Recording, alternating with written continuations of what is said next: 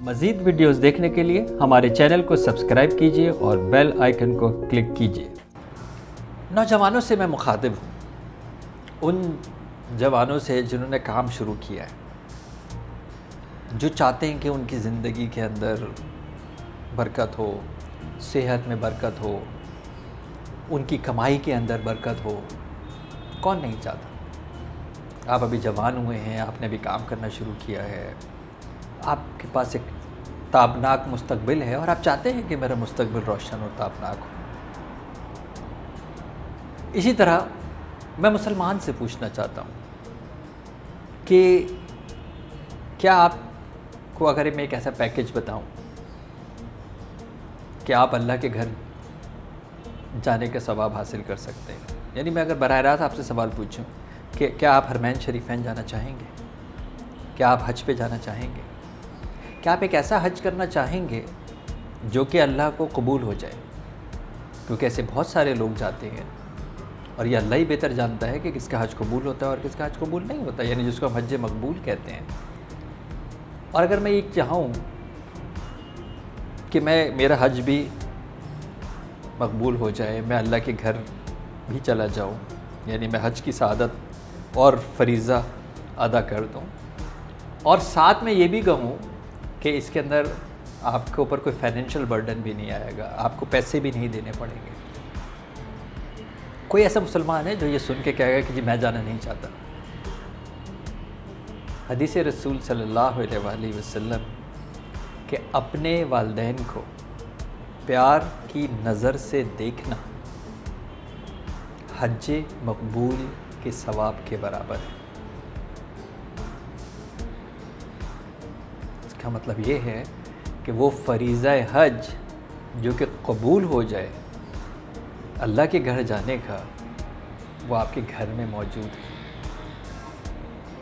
اور اگر آپ یہ سمجھتے ہیں کہ میں اس صلہ رحمی کو چھوڑ کر دنیا میں کامیابی حاصل کر لوں، دولت کما سکتے ہیں، لیکن ہو سکتا ہے کہ اس کے ساتھ وہ سکون اٹیچ نہ ہو۔ یہ بھی سوال نوجوان پوچھتے ہیں کہ یہ تو میری انکم ہے، یہ تو میں نے کمایا ہے۔ اللہ کے رسول صلی اللہ علیہ وآلہ وسلم فرماتے ہیں کہ تم اور تمہارا مال دونوں تمہارے باپ کا ہے۔ تو اگر آپ ایکسس نہیں دے رہے اپنے مال کا اپنے والدین کو، تو یقین مانیں کہ اس کے اندر برکت نہیں ہوگی۔ پھر حدیث رسول مقبول صلی اللہ علیہ وآلہ وسلم ہے کہ اگر اپنی زندگی کے اندر برکت حاصل کرنا چاہتے ہو تو والدین کے ساتھ صلہ رحمی کرو، وبالوالدین احسانا، والدین کے ساتھ حسین سلوک کرو۔ تو آپ کی زندگی کا آغاز ہونے جا رہا ہے، آپ کامیابی کے سفر کے لیے گھر سے نکلے ہیں۔ اللہ اور اللہ کے رسول کی کنجی میں آپ کو بتا رہا ہوں، وہ آپ کے گھر میں ہے۔ اللہ کے رسول صلی اللہ علیہ وسلم فرماتے ہیں کہ اگر والدین راضی ہیں تو رب راضی ہے، اور والدین ناراض ہیں تو رب ناراض ہے۔ ایک اور متفق علیہ حدیث مبارکہ رسول پاک صلی اللہ علیہ وسلم نے فرمایا کہ یہ وہ والدین ہیں جو تمہارے لیے جنت ہے، اور اگر نافرمانی کرو تو یہ تمہارے لیے جہنم بن جائے گا۔ تو دنیا کی جنت بھی والدین کا پیار، احترام اور حسن سلوک، اور آخرت کی بھی جنت والدین کا پیار اور حسن سلوک۔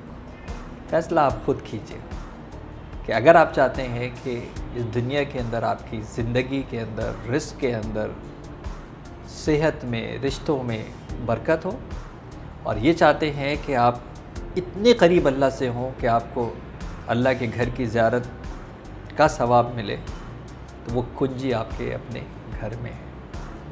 اس ترقی کے دور میں اتنا تیز نہ بھاگو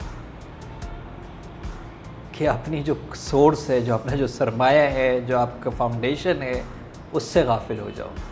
اگر آپ کی فاؤنڈیشن کمزور ہے، عمارت جب بہت اونچی جاتی ہے تو دھڑام سے گر جاتی ہے۔ فاؤنڈیشن کو قابو رکھو، فاؤنڈیشن پہ قابو رکھو۔